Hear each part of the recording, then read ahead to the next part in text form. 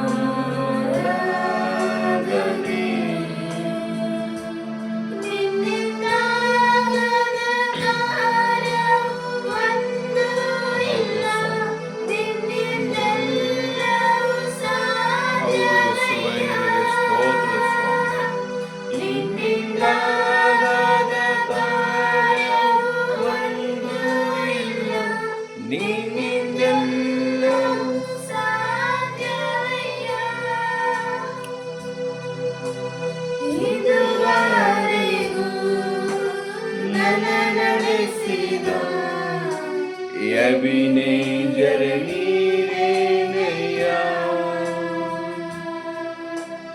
ಇದುವರೆಗೂ ನನ್ನ ನಡೆಸಿದ ಎಬಿನೇಜರ್ ನೀರೇನಯ್ಯ.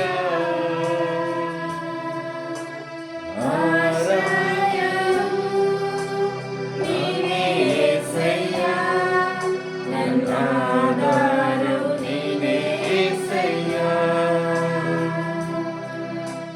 ಆಶ್ರಯವು ನೀನೇ యేసయ్య, ನನ್ನ ಆಧಾರವು ನೀನೇ యేಸయ్ಯ.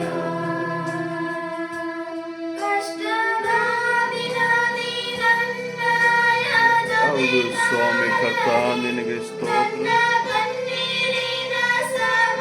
ಎಸ್ ಕರ್ತನೆ, ನಿನಗೆ ಸ್ತೋತ್ರ ನಮ್ಮ ತಂದೆ. ನಮ್ಮ ಜೊತೆಗಾರನೇ ನಿನಗೆ